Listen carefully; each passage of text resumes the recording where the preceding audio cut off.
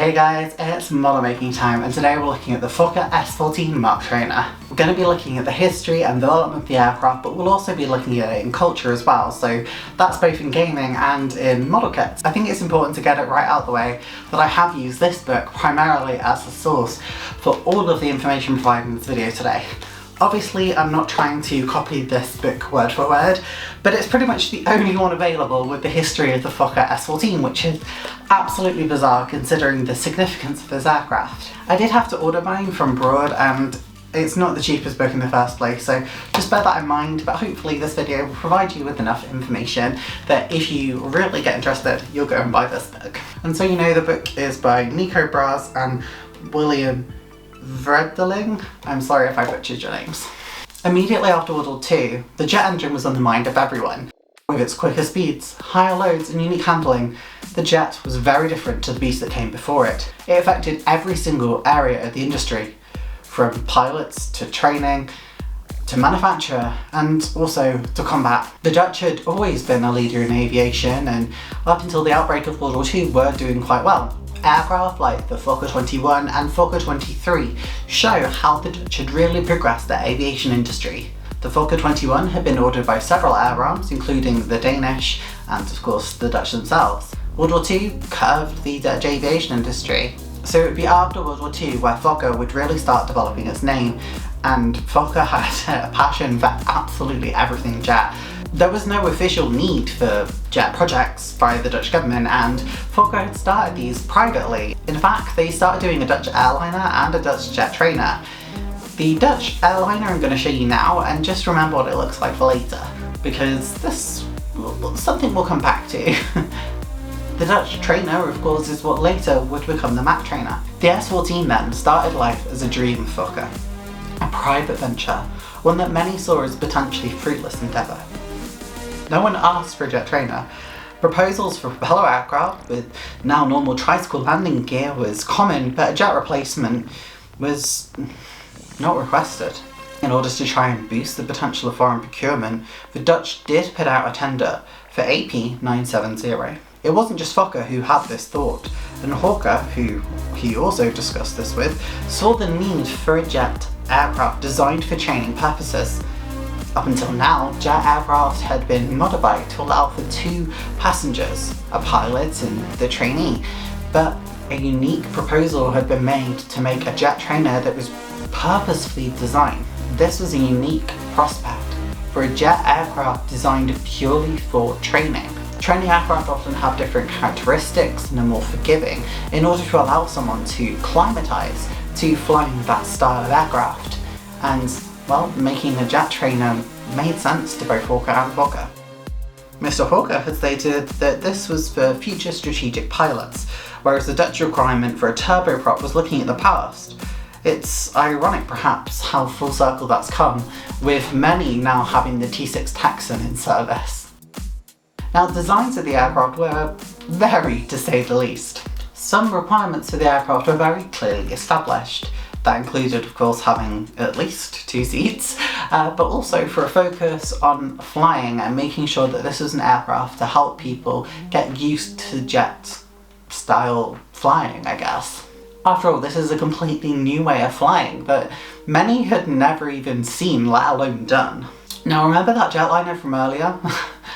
Well, here's the thing. The Fokker Machtrainer originally had a design that was very much inspired by that, and although it's not that different to the sort of side air intakes we have on modern aircraft today, it would have been one hell of a weird aircraft. And other than the Piece del Belfagor, which is, you know, that jet biplane that it goes for some reason, it would have been the weirdest aircraft I think that had ever flown.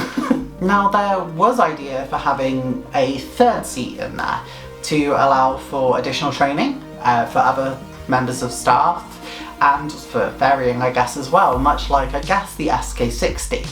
Now, from what I can see, I'm not sure whether it was designed that it would have had a removable seat. I think it was more that it could have been either a 2-seat or a 3-seat, but I imagine if it had actually gone into development, it potentially could have had a removable seat. Now, there was a lot of room left as a result of this, because this was something that was designed throughout the Machtrainer's life. Ultimately, it wouldn't come to fruition, and it would be a two-seat jet trainer. It was a tandem trainer, so you were sat side by side rather than forward and back. You'll see this in other aircraft like the Fokker Machtrainer that we talked about before. If you're not sure about the Fokker, the video's up there.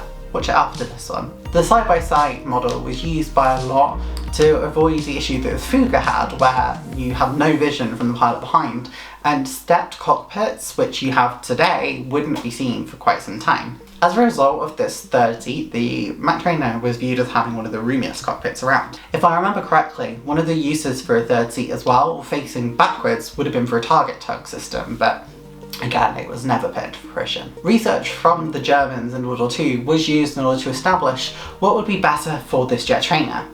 It was well known that at transonic speeds, swept wings were preferable, but at lower speeds, straight edge wings still went out. And that's why we have straight edge wings on this jet trainer. And again, this is something you'll see in a lot of jet training aircraft, even to this day. Work on the prototype was started on the 2nd of October 1948 at the old Fokker factory at, and forgive me for saying this wrong, Papenburg, which was in Amsterdam. Toolings were of course created during the course of this in order to help pre-production and series production aircraft should, the order be successful. When an order came for pre-series production aircraft though, that would partly be done at Amsterdam Schiphol Airport.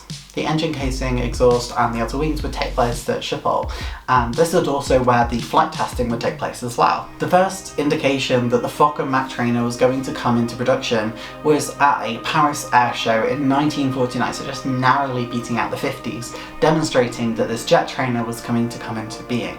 The Machtrainer got its name because it was designed to help people fly at Mach level speeds, so it was quite self-explanatory in that way. It was the trainer for people to fly Mach aircraft, so yeah. The first flight of the aircraft was quite extraordinary. There was interest by Fairchild in America to license produce the aircraft, and there was a lot of hope for exports, including to places like Brazil. As a result of this, priority was given to this aircraft. They needed to make sure that it was completed and could show that this was a reasonable aircraft and could be sold and was, successful. Overtime was offered to make sure that this aircraft would get to a flyable condition. On May 19th, 1951, the aircraft took to the skies for the first time. It wasn't entirely perfect, and the landing gear did fail to retract. On the second flight though, Sonderman, who was the test pilot, was able to fully retract the landing gear, but then they couldn't extend it, so it had a soft belly up landing on the grass next to the runway. Further technical issues arose on the third flight where, yet again, the landing gear could not be fully retracted. Apparently Fokker just couldn't hit a landing gear, but I mean, this is the first of its kind, so I think it's reasonable. Despite all of this, the aircraft was shown to the world on June the 15th, 1951, 2 years after its mock-up was shown in Paris. In January 1952, the Defence Secretary, F.J. Cranenberg, placed an interim order for the aircraft. 20 pre-production aircraft were ordered, and Fokker had then put forward what I mentioned earlier, that 3-seater target tug version, but that would never be ordered. Now, one thing we haven't talked about is the aircraft's power plant, and it's a bit complicated. The aircraft started life with a Doan engine, and that's what the Dutch would end up using, so as far as anyone needs to know, this aircraft was powered by a Doan engine, but a Neen engine was also tested after the initial 2 flights had taken place. And the outcome was that this engine gave it better handling characteristics than both the T-33 and Empire. Those aircraft were originally single-seat fighters, or variants on a single-seat fighter, so comparing it to modified single-seat aircraft, this purpose-built jet trainer had better handling, which was the purpose of it. The Neen version would ultimately be the one that was suggested for export, so both versions did essentially exist, but obviously exports never came to fruition. Now this aircraft was for training, and as a result of that, a variant with gun pods was also suggested. This had 2 Hispano 20mm 504 180s. There were some issues initially with how to fire the guns, much like the Hawker Hunter had during its development. The gun pod in the end was designed to be removable, so you clip it onto the bottom of the aircraft and you would remove it when it was needed. As with many jet trainers at the time, such as the Jet Provost having the Strike Master, a ground strike version of the Machtrainer was also suggested, probably as evident by the gun pod that was fitted underneath. Alongside that gun pod though, there was the option for 16 hardpoints for unguided rockets under the wings. This, again, never got taken on and remains one of Fokker's forgotten projects. Now the aircraft would enter service with the Royal Evans Air Force in 1955. It was operated for a fair amount of time and survived until 1967. So what went wrong? Well, there's a couple of things to look at here. The Machtrainer was in itself the first of its kind and untested in that regard. Also, the T-33 was cheaper from my understanding, whilst giving, somewhat similar performance. The United States, as a result, did not order the aircraft, and there were 50 examples negotiated by Brazil, but political turmoil at the time and difficulties of export meant that this also never came to be. The Fokker Machtrainer was the first of its kind, but it would become a forgotten aircraft. I think for those outside of a passion for jet training aircraft, or even outside Dutch aviation, just probably never even knew this aircraft existed. Even myself, when I was doing research for this, most of the videos are from the museums where these aircraft still exist. There are no flying versions left, but there are some in Dutch museums, which I'm very happy about. It's a remarkable feat of engineering, and it had a lot of features that you'd find in jet aircraft going forward. It's also massive, it's big. When you see in the next video how big the model is next to other aircraft, it's quite astonishing. Some interesting comments to note is that some said that this aircraft was essentially too easy to fly, which I think is a really wonderful statement. It wasn't challenging enough compared to actual modern, or modern at the time, jet fighters, which I don't know if that's something that you'd really want, but I sort of understand what they're saying. I guess it's sort of having someone swim in the shallow end of a pool where they can touch the floor, and then you've got to actually throw them into the middle of the ocean, and that's, a massive difference, and I think that's sort of what they were getting at. But hey, that perhaps just shows what a stable platform it was. Well, I think that's it for the history of the Fokker Machtrainer. As I said before, I do really recommend you go and get yourself this book. I got it at an Aviation megastore, and it is available in a few Dutch bookshops as well. It's not the easiest book to get hold of, I couldn't get it in the UK at all, but it is a really good read. So now let's have a look at the Machtrainer in gaming. So I've only seen the Machtrainer in one place, and that is in Flight Simulator, which is where we always start these videos. Now, this is a model that I think was originally for Flight Simulator 2004, and you've seen it throughout this video. I've been using footage from Flight Simulator X or FSX. The model is free to download, and you can have it in several different liveries. You can have it in the prototype, you can have it in the orange scheme, the yellow scheme. I'll put a link in the description so that you can access this. As I said, it's completely free. It flies really nicely. It does have that sort of sluggish feel of an older jet. I'm not sure what sound pack it's using, but it seems to fit moderately well. I think the climbing of the aircraft is probably a bit too great considering what it is, but hey, the aircraft handles really nicely, I think.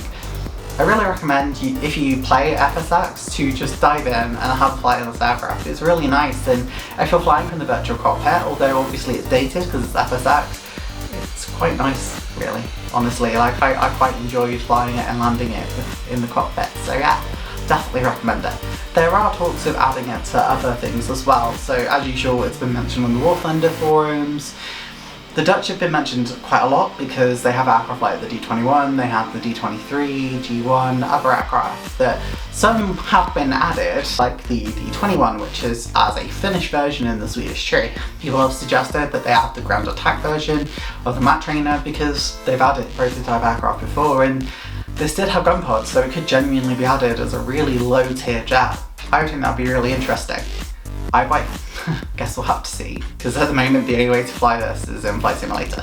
Hopefully someone updates and converts the model to Flight Simulator 2020, but I guess we'll have to see. Okay, and let's have a look at the history of the aircraft in modelling. I had to let my cat in because he wouldn't stop meowing, so he's going to join us whilst we talk about the history of the model kit. So the version I built was by Czech Master Resin and was released in 2005.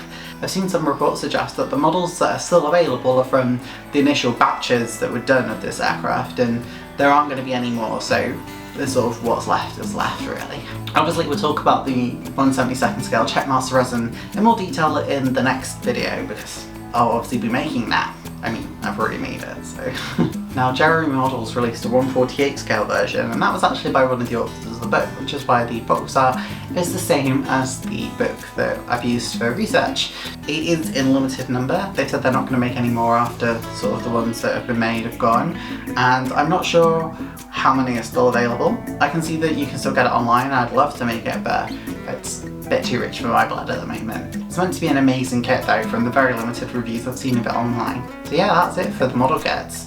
They're very limited. It's not a popular aircraft, and it's kind of sad to see that. Considering it was the first of its kind, you'd expect there to be more fanfare made about it. The MET-62 is really famous, and the Gloucester Meteor is too.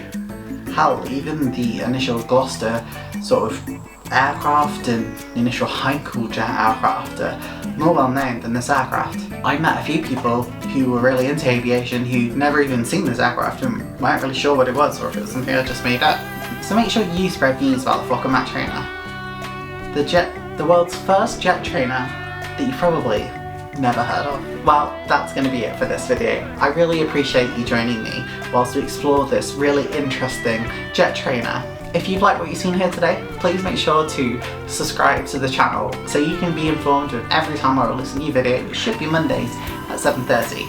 I also stream most Sundays too at 4:30, so you know, you can join me whilst I build models live. Also make sure to like the video and drop a comment below of what your favourite training aircraft is.